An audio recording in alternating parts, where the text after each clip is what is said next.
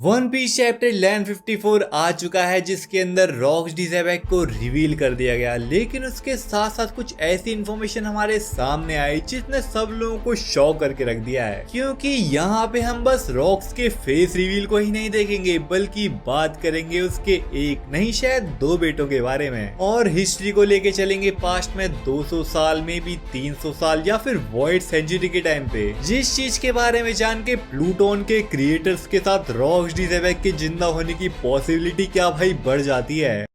ये क्या हो गया? ये क्या सुन रहा हूँ मैं? सो चैप्टर को शुरू करते हैं जिसका टाइटल है आई कांट इवन डाई, जो कि यार लोकी से रिलेट करता है और लोकी ने भाई जो चीजें करी है बिल्कुल यार काइडो की तरह यार। सो चैप्टर को शुरू करते हैं कवर स्टोरी से, जहाँ पे हम देखते हैं कि यामाटो कीकू और ओचा के साथ एक ग्रेव को विजिट करती है, जो कि एक ऐसे पर्सन की ग्रेव है जो कि बॉर्न तो रिंगो के अंदर हुआ था लेकिन भाई उसको वेस्ट ब्लू का हीरो माना जाता है। जहाँ पे हम उल्टी और पेज वन को भी देख रहे होते हैं जो कि भाई बर्फ से यहाँ पे खेल रही है, लेकिन यहाँ पे मेन बात ये है कि आखिर वेस्ट ब्लू का हीरो जिसकी यहाँ पे ग्रेव बनाई गई है आखिर वो कौन है। सो मैंने लास्ट वीडियो के अंदर एक कमेंट देखा था जहाँ पे कहा जा रहा था कि ये बंदा शायद ह्यूमा हो सकता है, और उसको देख के मेरे दिमाग में एक घंटी बजी, क्योंकि भाई जस्ट अभी हमने एक वन शॉट एनीमे देखा था मॉन्स्टर के नाम से जो कि ओडा सेंसे की एक क्रिएशन थी। वहां पे हमने ह्यूमा की स्टोरी देखी थी जो कि वानो के अंदर नहीं था बल्कि एक दूसरी कंट्री के अंदर था, जहाँ पे उसने एक ड्रैगन को स्ले किया था। तो शायद से भाई ये जो स्टोरी है वो यहाँ पे रियल बना दी गई हो और यहाँ पे ह्यूमा ने वेस्ट ब्लू के अंदर एक ड्रैगन को स्ले किया हो, इसकी वजह से यहाँ पे ह्यूमा को वेस्ट ब्लू का यहाँ पे हीरो बताया जा रहा है और ये जो यहाँ पे ग्रेव है और ह्यूमा की ही हो। सो चैप्टर को शुरू करते हैं जहाँ पे हमने देखा था कि कैसे भाई लोकी के बॉर्न होने के बाद एल्बाफ के अंदर एक के बाद एक प्रॉब्लम्स आने लगी, जैसे कि भाई बिग मॉम वाली प्रॉब्लम जहाँ पे विंटर सोल्स्टिस फेस्टिवल के अंदर बिग मॉम ने यहाँ पे सब कुछ डिस्ट्रॉय कर दिया था और इवन जोरुल को भी मार दिया था, जिसके साथ साथ यहाँ पे एल्बाफ के अंदर बाकी सारी ट्रेजेडीज भी आने लगी, जिसके साथ सडनली एल्बाफ का क्लाइमेट काफी ज्यादा चेंज हो जाना, वहां पे सडनली आग लग जाना, भाई तूफान आना और ऐसी भारी बर्फबारी होना जिसकी वजह से खाने का भाई यहाँ पे नामो निशान मिट गया एल्बाफ के अंदर से, जिस चीज की वजह से अब एल्बाफ के अंदर खाने की काफी कमी हो चुकी थी। और यहाँ पे जो जायंट्स अपने आप को काफी प्राइडफुल भाई मानते थे वो यहाँ पे ह्यूमंस के ऊपर अटैक करने की सोच रहे ताकि उनका खाना छीन सके, लेकिन यहाँ पे कुछ लोग कहते हैं ये भाई एल्बाफ की शान के खिलाफ है। बट वेल वो लोग ह्यूमंस के ऊपर तो अटैक नहीं करते, लेकिन उस टाइम का जो एल्बाफ था वो बस दिखने की एक कंट्री था, लेकिन भाई आपस में जो अंदर की सारी चीजें थी वो बिगड़ी हुई थी, क्योंकि वहाँ पे सारे जो विलेजेस थे वो आपस में डिस्कनेक्ट हो रखे थे और किसी को भाई एक दूसरे से लेना देना था ही नहीं। जिसके साथ साथ क्योंकि यहाँ पे खाने की भाई धीरे धीरे करके काफी कमी होने लग गई थी, तो एल्बाफ के अंदर जो हंटर वाले विलेजेस थे वो भाई एक दूसरे विलेज के ऊपर अटैक करने लग गए थे ताकि वो खाने को छीन सके। और ऐसे ही एल्बाफ के अंदर खाने की वजह से जगह जगह पे लड़ाइयां होने लगी, जिसकी वजह से काफी ज्यादा लोग मरने लगे। और क्योंकि यहाँ पे जो क्वीन एस्टेट थी वो भाई लोकी को इसका रीजन बता रही थी और ये चीज भाई पूरे विलेज के अंदर अब फैल चुकी थी, जहाँ पे एस्टेट कहती कि ये सब चीजें लोकी की वजह से ही हो रही है, वो एक कर्स चाइल्ड है, मैं तुम लोगों को पहले ही कहा था कि उसको मार दो लेकिन तुम लोगों ने मेरी नहीं सुनी। तो यहाँ पे ये सब चीजें वो गार्ड से कह रही होती है, लेकिन गार्ड भी कहता है ये सब चीजें भाई लोकी की गलती तो नहीं हो सकती, ये सब चीजें बस एक कोइंसिडेंस है, लेकिन यहाँ पे एस्टेट उसकी बात नहीं सुनती। और तभी यहाँ पे हम देखते हैं लोकी को जो कि भाई यहाँ पे गेट तोड़ के अंदर आता है, जिसको देख के भाई एस्टेट तो यहाँ पे कांपने लग गई एंड शी लाइक इसको यहाँ से लेके जा, मैं इसको इसकी शक्ल तक नहीं देखनी। सो यहाँ पे एल्बाफ के गार्ड लोकी को एस्टेट के रूम से बाहर ले जाने की कोशिश करते हैं और इस बीच यहाँ पे हम लोकी का भाई साइज देखते हैं जो कि जायंट्स के मुकाबले में लिटरली भाई काफी ज्यादा बड़ा है यार। इवन यहाँ पे एस्टेट तो ये तक कहती है कि इस मॉन्स्टर की जो शैतान वाली आंखें हैं इसको नोच लो, नहीं तो ये जो कर्स है वो और ज्यादा बढ़ता चला जाएगा और जो पूरी एल्बाफ की कंट्री है वो कोलैप्स हो जाएगी। जहाँ पे अब ये रूमर पूरी एल्बाफ की कंट्री के अंदर फैलने लग गया कि लोकी एक कर्स चाइल्ड है, उसी की वजह से ये सब चीजें हो रही है, उसी की वजह से एल्बाफ को इतना भुगतना पड़ रहा है। और यहाँ पे सारे जायंट्स भाई काफी गुस्से में आ जाते हैं, जहाँ पे हम देखते हैं कि एक जायंट तो भाई हाजुद्दीन और ईडा के घर जाता है और यहाँ पे हाजुद्दीन से कहता है तू लोकी का बड़ा भाई है, तुझे उसके बदले पे सैक्रिफाइस देना पड़ेगा और यहाँ पे अपनी जान गंवानी पड़ेगी। लेकिन ईडा भी लाइक आखिर मेरा क्यूटी पाई बच्चा अपनी जान क्यों गवाएगा, वो तो सबसे ज्यादा लंबी उम्र तक जीने वाला है एल्बाफ के अंदर। बट फिर वो बंदा तो यहाँ पे ईडा की गर्दन को पकड़ता है और कहता है कि तूने यहाँ पे एल्बाफ के किंग हाराल्ड को सीड्यूस करके रखा है, तू यहाँ पे एल्बाफ की कंट्री से बिलोंग ही नहीं करती। और यहाँ पे वो ईडा के ऊपर अटैक करने वाला था, जहाँ पे हाजुद्दीन भाई उसको रोकने की कोशिश करता तो है, लेकिन भाई ऑब्वियसली वो काफी छोटा बच्चा है एंड वेल तभी यहाँ पे एंट्री हो जाती है हाराल्ड की, जो कि उसको एक भाई भर के पंच मारता है एंड ही इज लाइक अबे सालो तुम पागल हो गए हो क्या, आपस में ही क्यों लड़ रहे हो मेरे भाइयों। तो यहाँ पे हम हाराल्ड को देखते हैं जो कि सब लोगों से कहता है कि जैसे ही मुझे लोकी के बॉर्न होने की न्यूज मिली, उसके साथ साथ एल्बाफ के अंदर जो भी प्रॉब्लम चल रही थी उसकी मुझे यहाँ पे न्यूज मिल चुकी थी, जिसकी वजह से अभी तक हाराल्ड ने जिस भी कंट्रीज के साथ कनेक्शन बनाए हैं वो यहाँ पे उन कंट्रीज के पास गया यहाँ पे मदद मांगने के लिए, ताकि भाई फेमाइन से वो लोग निपट सके। तो यहाँ पे किसी भी ह्यूमंस की कंट्री ने बिल्कुल भी हेजिटेट नहीं किया। यहाँ पे चाहे ह्यूमंस भाई काफी छोटे हो, लेकिन इसके बावजूद भी ह्यूमंस ने यहाँ पे काफी सारी शिप्स को भाई फूड से लोड किया और यहाँ पे जायंट्स के लिए खाना भेज रहे हैं। जहाँ पे हम देख भी सकते कि एल्बाफ की कंट्री के अंदर काफी सारी भाई शिप्स एंटर कर रही हैं जिनके अंदर खाना भरा पड़ा है, और यहाँ पे हाराल्ड कहता इस खाने को भाई ग्रेटिट्यूड के साथ तुम खा लो, और यहाँ पे जब भी भाई ह्यूमंस को हमारी नीड होगी हम उन लोगों की हेल्प करने जरूर जाएंगे। जहाँ पे हम देखते हैं कि जिस दिन हाराल्ड एल्बाफ की कंट्री के अंदर पहुंचा उससे जस्ट एक दिन पहले यहाँ पे एस्टेड की डेथ हो जाती है। जहाँ पे एस्टेड भाई अपनी डेथ के बेड पे होने के बावजूद भी यहाँ पे लोकी को कोस रही थी, और उसने पूरी कंट्री के अंदर फैला दिया था कि लोकी यहाँ पे एक कर्स चाइल्ड है, और इवन यहाँ पे वो अपनी आखिरी सांसों तक यार लोकी को कोसती रही। जहाँ पे हम देखते हैं कि एस्टेड की डेथ से यहाँ पे हाराल्ड आंसू तो बहाता है, क्योंकि ऑब्वियसली यार थी तो उसकी बीवी और उनके बीच में एक बेबी भी यहाँ पे बॉर्न हो चुका था। जहाँ पे हम उसी सीन को देखते भी हैं कि यहाँ पे हाराल्ड भाई पहली बार लोकी से मिलता है, जहाँ पे उसको अपने हाथों में उठाता है, जहाँ पे वो देखता है कि लोकी की आंखों में पट्टी बंधी हुई है। तो यहाँ पे गार्ड्स उसको कहते हैं कि लोकी की आंखों में कोई कंडीशन है जिसकी वजह से वो देख तो सकता है, लेकिन उसकी आंखों में पट्टी बांधना यहाँ पे जरूरी है। बट इवन यहाँ पे हम देखते हैं कि लोकी अपनी फादर की गोद में होने के बावजूद भी अपने मुंह पे एक स्माइल तक नहीं लाता, क्योंकि यहाँ पे बचपन से जो भी उसने चीजें सही हैं, बस यहाँ पे भाई मंथ्स ओल्ड होने के बावजूद भी उसने यहाँ पे लव को यार गिव अप कर दिया है। और क्योंकि यहाँ पे अब एल्बाफ के अंदर से विंटर जा चुकी थी, तो यहाँ पे हाराल्ड एल्बाफ की जो कंडीशन है उसको फिक्स करने की कोशिश कर रहा था। जहाँ पे वो एल्बाफ के अंदर जो सारे विलेजेस है उनको आपस में कनेक्ट करने की कोशिश कर रहा है। जहाँ पे भाई एल्बाफ के अंदर जो भी हम करेंटली रोड देखते हैं, जो भी ब्रांचेस भाई एक विलेज को दूसरे विलेज से कनेक्ट कर रही है, यहाँ पे सारी चीजें भाई हाराल्ड की वजह से पॉसिबल हो पाई हैं। और क्योंकि इसके साथ साथ हाराल्ड भाई अपने सी के सफर पे भी जाया करता था, जहाँ पे एक कंट्री से दूसरी कंट्री के अंदर वो जाता, ट्रेड के कनेक्शन को फॉर्म करता, तो इसकी वजह से भाई उसके पास बिल्कुल भी टाइम नहीं था कि वो लोकी के साथ टाइम को स्पेंड कर पाए। पर क्योंकि यहाँ पे लोकी अभी था तो एक छोटा सा बच्चा ही, तो भाई उसकी देखभाल करने के लिए कोई ना कोई तो चाहिए होता। तो यहाँ पे एस्ट्रिडा का बड़ा भाई यहाँ पे लोकी की देखभाल करने के लिए आता तो है, बट यहाँ पे ऑब्वियसली उसकी देखभाल तो बिल्कुल भी नहीं, बल्कि यहाँ पे उसको अब्यूज और कर रहा होता है। जहाँ पे भाई लोकी की बॉडी के अंदर बचपन से ही काफी सारी इंजरीज हो रखी थी, जिसको यहाँ पे हाराल्ड भी नोटिस करता है, लेकिन यहाँ पे उसको इग्नोर कर देता है थोड़ा। एंड इसी बीच हम ईडा और हाजुद्दीन को देखते हैं, जहाँ पे ईडा ने एल्बाफ के अंडरवर्ल्ड के अंदर एक बार ओपन कर लिया है, जिस बार को हम करेंटली भाई एल्बाफ के अंदर देखते भी हैं, जो कि एक काफी इंपॉर्टेंट लोकेशन बन चुकी है। सो ये जो बार है इसको ईडा ने ही ओपन किया था, ऑल्दो हम अभी तो नहीं जानते कि क्या ईडा मर चुकी है, क्योंकि अभी तो भाई करेंटली इस बार को कोई और रन करता है। बट फिर भी उस टाइम यहाँ पे हाजुद्दीन ईडा से कहता है कि आखिर तुमने यहाँ पे बार ओपन क्यों कर लिया, ये काफी डेंजरस जगह है। लेकिन यहाँ पे ईडा उसको कहती कि क्योंकि ये बार कोस्ट लाइन के काफी पास है, यहाँ पे बीच नहीं आएंगे, तेरे को चिंता करने की जरूरत नहीं है। जिसके साथ साथ ईडा का यहाँ पे इस बार को ओपन करने के पीछे मेन रीजन ये था कि यहाँ पे वो हाराल्ड की हेल्प कर सके, क्योंकि यहाँ पे जो भी शिप एल्बाफ की कंट्री के अंदर आती वो यहाँ पे भाई एल्बाफ के शेयर साइज को देख के कंफ्यूज हो जाती। उनको समझ ही नहीं आता कि भाई एल्बाफ के अंदर यहाँ पे लैंड कहाँ पे करना है। तो यहाँ पे ये जो बार है वो एक तरीके से पोर्ट का काम किया करता था। एंड वेल फिर यहाँ पे सीन 56 ईयर्स पहले जारुल के घर की तरफ चलता है, जहाँ पे हम जारुल और हाराल्ड को देखते हैं जो कि आपस में बात कर रहे होते हैं। जहाँ पे हाराल्ड कहता है कि वो रेवरी के अंदर गया तो था, लेकिन उसको इनवाइट नहीं मिला था, बल्कि उसका एक दोस्त है जो किंग है, उसका यहाँ पे वो गार्ड बन के गया हुआ था रेवरी के अंदर। बट क्योंकि यहाँ पे हाराल्ड को वर्ल्ड गवर्नमेंट से कुछ क्वेश्चंस पूछने थे, कुछ बात करनी थी, तो भाई उसको अपना कवर तो ब्लॉक करना ही पड़ता। और यहाँ पे ऐसा ही हुआ, जहाँ पे वर्ल्ड गवर्नमेंट जान गई कि एल्बाफ का किंग हाराल्ड है। और इस चीज की वजह से यहाँ पे रेवरी के अंदर बिना बुलाए घुसने की वजह से यहाँ पे भाई हाराल्ड को मारा भी जा सकता था,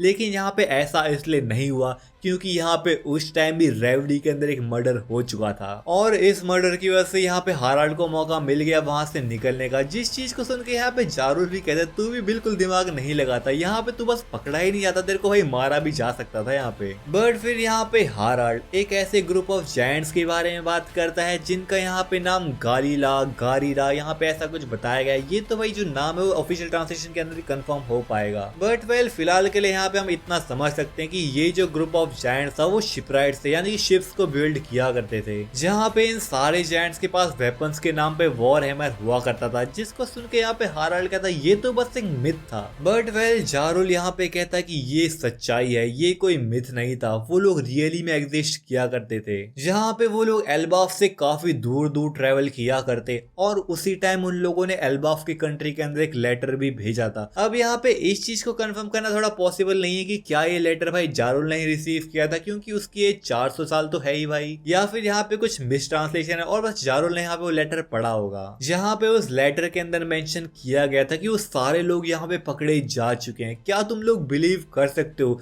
100 से भी ज्यादा ग्रुप ऑफ जायंट, जिनके अंदर भाई एंशिएंट जायंट भी इंक्लूड हो रखे हैं, उस टाइम पे जब वो काफी खूंखार हुआ करते थे, यहाँ पे उनको पकड़ लिया गया। ऐसा कैसे पॉसिबल हो सकता है, कौन पकड़ सकता है भाई उन लोगों को? जिस चीज को सुन के हाराल्ड कहता है क्या उन लोगों को वर्ल्ड गवर्नमेंट ने पकड़ा था? बट यहाँ पे जारुल उसका सीधा सीधा आंसर नहीं देता और यहाँ पे वो कहता कि पास्ट के टाइम पे कैसा ग्रेट एनिमी एग्जिस्ट किया करता था, जिसने यहाँ पे 100 से भी ज्यादा एंशिएंट जायंट के ग्रुप को यहाँ पे हरा के रख दिया था। लेकिन ये सब चीजें अब काफी पुरानी हो चुकी हैं, पर शायद गवर्नमेंट इस चीज को भूली नहीं है, क्योंकि शायद उन लोगों ने कुछ ऐसा काम किया होगा जिसकी वजह से गवर्नमेंट भाई जायंट्स को यहाँ पे हेट करती है, और इसी चीज की वजह से जो भी यहाँ पे हाराल्ड गवर्नमेंट के पास बात करने के लिए जाता है उसको यहाँ पे डिनाई कर दिया जाता है। लेकिन ये कहानी अभी यहीं पे खत्म नहीं होती। यहाँ पे जारुल एक रूमर के बारे में बात करता है, जहाँ पे वो कहता है कि मैंने सुना है कि एक आर्मी ऑफ जायंट्स को यहाँ पे कहीं पे फ्रोज करके रखा गया है। एंड वेल इस चीज को सुनते ही सब लोगों के माइंड में वही चीज आती है जहाँ पे हमने पंक हैजार्ड के अंदर काफी सारे फ्रोजन जायंट्स को देखा था, जो कि भाई वही जायंट्स है जिनकी यहाँ पे जारुल बात कर रहा है,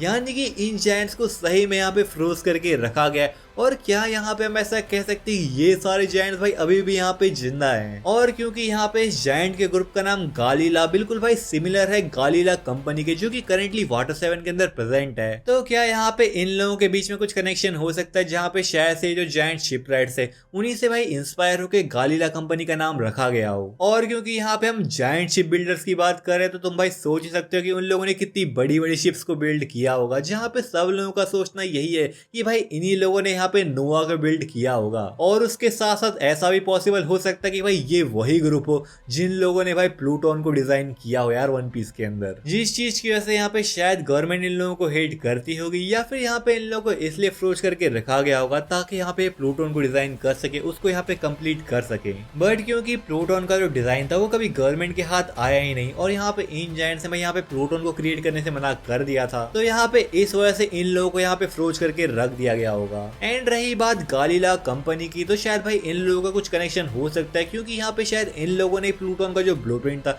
यहाँ पे वो टॉम को या फिर उसके किसी एंसेस्टर को दिया होगा रखने के लिए। बट वेल अभी हम वापस से प्रेजेंट टाइम की तरफ चलते हैं, जहाँ पे हम लोकी को देखते हैं, जिसके साथ वो एस्ट्रीडा का बड़ा भाई भी था। लेकिन भाई इसके बाद भाई धीरे धीरे करके टाइम बीतने लगा और यहाँ पे लकी हॉर जो मर चुका था एल्बाफ के अंदर, और उसके साथ साथ जो एस्ट्रीडा का बड़ा भाई था वो भाई अंडरवर्ल्ड के अंदर मरा हुआ मिला। तो भाई तुम लोग समझ ही सकते हैं शायद लोकी ने इसको मारा हो। और ऐसे ही करके 8 साल बीत गए, जहाँ पे हम 48 ईयर्स पहले के फ्लैशबैक को देखते हैं, जहाँ पे भाई हाराल्ड ने पूरी एल्बाफ की कंट्री को आपस में कनेक्ट कर दिया है। और जैसे ही यहाँ पे हाराल्ड सी के सफर पे जाता कनेक्शंस को फॉर्म करने के लिए, यहाँ पे भाई लोकी को मौका मिल जाता था, वो अपने यहाँ पे भाई अंडरवर्ल्ड के बीच के साथ विलेज के ऊपर अटैक कर देता। एंड ही इज लाइक जो भी यहाँ पे एल्बाफ के अंदर वीक है उसको भाई जीने का कोई भी हक नहीं है। एल्बाफ के अंदर बस यहाँ पे स्ट्रॉन्ग लोग ही जी सकते हैं, और वो सब लोगों के ऊपर यहाँ पे अटैक कर रहा होता है, सब चीजों को भाई तोड़ फोड़ रहा होता है। और तभी यहाँ पे हम देखते हैं कि उसके सामने हाजुद्दीन आ जाता है और उससे कहता है कि आके तू ये सब चीजें क्या कर रहा है, हमारे फादर ने भाई काफी कुछ चीजें यहाँ पे बिल्ड करने की कोशिश कर रहे हैं और तू यहाँ पे उन सब चीजों को डिस्ट्रॉय कर रहा है। एंड लोकी भी लाइक आखिर किसके फादर की बात कर रहा है, तो तेरे फादर नहीं है साले, तू बास्टर्ड है। बट इसके बावजूद भी यहाँ पे हाजुद्दीन उसको समझाने की कोशिश करता है कि ये सब चीजें मत कर, तू हाँ यहाँ पे बड़ा है लेकिन तेरे ये सब चीजें करने का कोई फायदा नहीं है। बट भाई लोकी तो यहाँ पे अपने वेपन को उठाता है और हाजुद्दीन के सर पे मारता है। एंड ही लाइक साले मेरे से बकबक मत कर, तू मेरे सामने चुप रहा कर। जिस चीज को देख के हाजुद्दीन के दोस्त गर्ड गोल्डबर्ग उसके पास जाते हैं उसको देखने के लिए क्या वो ठीक है। एंड यहाँ पे लोकी इन सब चीजों को नोटिस कर रहा होता है और लोकी यहाँ पे अभी भी उसको सुना ही रहा होता है, जहाँ पे उसके बारे में काफी भाई बुरा बुरा कह रहा होता है। और इवन यहाँ पे उसकी माँ को भी बीच में ले आता है कि तेरी माँ भाई प्योर ब्लड की जायंट नहीं है। बट यहाँ पे एल्बाफ के गार्ड लोकी से कहते हैं कि यहाँ पे हाजुद्दीन को ऐसा मत कह, वो भी यहाँ पे किंग का बेटा है, वो भी एक प्रिंस है। लेकिन यहाँ पे भाई लोकी उन लोगों को ही पेलने लग जाता है एंड ही लाइक ये कोई प्रिंस नहीं है, एल्बाफ का बस एक ही प्रिंस है और वो मैं हूँ। लोकी यहाँ पे एल्बाफ के अंदर डिस्ट्रक्शन करने लगा, लोगों को पेन देने लगा, लेकिन उसके बावजूद भी उसके हर्ट में जो वॉइड था वो फिल नहीं हुआ।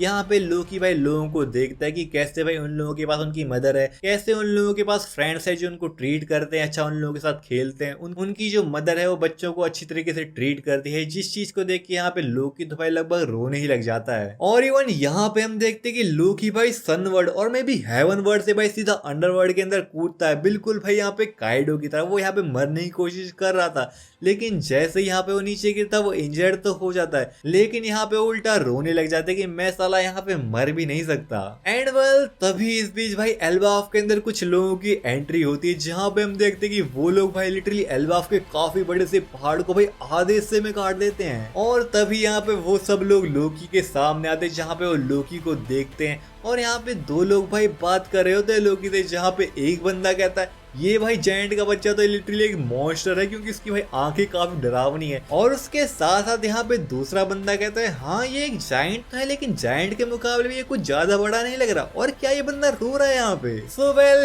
ये जो दो बंदे हैं वो और कोई नहीं बल्कि शीकी और व्हाइट बियर्ड को यहाँ पे हम देख रहे होते हैं। और उसके साथ साथ यहाँ पे हम देखते हैं बकिंगम स्टसी को, जो कि भाई अपने शॉर्ट हेयर वाले फॉर्म में एंड सब के सब यहाँ पे कूल लग रहे हैं। लेकिन कूल तो भाई एक और बंदा लग रहा है, क्योंकि यहाँ पे फाइनली भाई वन पीस के अंदर रिवील कर दिया जाता है रॉकस्टी ज़ेबेक को, जो कि भाई काफी ज्यादा मेनिसिंग है। और यहाँ पे वो आते ही भाई लोकी से 2 क्वेश्चंस पूछने की कोशिश करता है एंड इज लाइक बस 2 क्वेश्चन पूछना है मुझे इधर से, और हाँ इन चीजों का जवाब मुझे बस हाँ के अंदर चाहिए, ना मैं बिल्कुल भी नहीं सुनना चाहता हूँ तेरे से। सो यहाँ पे रॉक्स लोकी से पूछता है क्या ये एल्बाफ है, और अगर हाँ तो क्या यहाँ पे मुझे हाराल्ड मिल जाएगा। एंड वेल इसी बीच हमें बताया जाता है कि 56 ईयर्स पहले जब भाई हाराल्ड रेवरी के अंदर गया था तो भाई रेवरी के अंदर एक मर्डर हुआ था, और वो मर्डर भाई और किसी ने नहीं बल्कि यहाँ पे रॉकस्टी ज़ेबेक ने ही किया था। और सोचो भाई रॉकस्टी ज़ेबेक ने किसी ऐसे वैसे बंदे को नहीं मारा,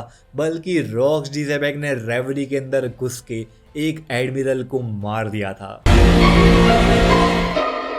अब वेल अगर तुम लोग मेरी तरह सोच रहे हो कि रॉक्स भाई आगे रेवरी के अंदर क्या कर रहा था, क्या वो भी यहाँ पे हाराल्ड की तरह रेवरी को इन्फिल्ट्रेट कर रहा था, लेकिन आखिर इसके पीछे रीजन क्या था? या फिर ऐसा हो सकता कि भाई यहाँ पे रॉक्स को असल में भाई रेवरी के अंदर इन्वाइट मिला हो, क्योंकि यहाँ पे रॉक्स किसी कंट्री का किंग रहा हो जैसे कि भाई हाचिनोसु, और इस चीज की वजह से यहाँ पे उसको रेवरी के अंदर इन्वाइट मिला हो, जहाँ भाई रेवरी के अंदर जाके उसने भाई कुछ ऐसी चीजों को देखा हो जिस चीज को देख के वो समझ गया कि उसी को भाई वर्ल्ड का किंग बनना पड़ेगा, क्योंकि वर्ल्ड के अंदर जो थ्रोन है वो भाई खाली नहीं है, बल्कि उस थ्रोन के अंदर कोई पर्सन बैठता है और वो है ईमू। एंड वेल अगर इसके साथ हम रॉक्स की शक्ल पे थोड़ा फोकस करें तो ब्लैकबियर्ड से थोड़ी मैच नहीं कर रही। सो वेल आखिर मैच करे भी क्यों ना, क्योंकि यहाँ पे रॉकस्टी ज़ेबेक ब्लैकबियर्ड का फादर जो है। जी हाँ भाई तुम लोग बिल्कुल सही सुन रहे हो, यहाँ पे ब्लैकबियर्ड सही में रॉकस्टी ज़ेबेक का बेटा है। और ये चीज तो भाई हम काफी टाइम से जानते ही हैं कि ब्लैकबियर्ड भाई रॉक्स को काफी यार आइडियलाइज किया करता था। और उसके साथ साथ काफी लोग अभी यहाँ पे ये भी सोचते हैं कि रॉकस्टी ज़ेबेक का बस एक ही बेटा नहीं था, बल्कि यहाँ पे रॉकस्टी ज़ेबेक का एक और बेटा था, और वो और कोई नहीं बल्कि भाई अपना बगी है यार। जहाँ पे काफी लोग भाई रॉकस्टी ज़ेबेक को बगी की शक्ल से मैच करने लग गए, और भाई सही में दोनों की शक्ल अभी भी काफी मैच कर रही है यार। सो मे बी ऐसा पॉसिबल हो सकता है कि ब्लैकबियर्ड और बगी भाई हो, लेकिन दोनों की मदर अलग अलग हो, लेकिन फादर भाई दोनों के रॉकस्टी ज़ेबेक हो। जिसके साथ क्योंकि अभी हमने देखा कि भाई अगर जायंट्स को यहाँ पे फ्रोज करके रखा जा सकता है सालों तक, तो भाई आखिर ऐसा पॉसिबल क्यों नहीं हो सकता कि यहाँ पे रॉकस्टी ज़ेबेक को भी फ्रोज करके रखा गया हो यहाँ पे? क्योंकि हमने इम्पेल डाउन के अंदर एक पर्सन को देखा था, जहाँ पे काफी सालों से भाई थ्योरी चली आ रही है उस पर्सन को देख के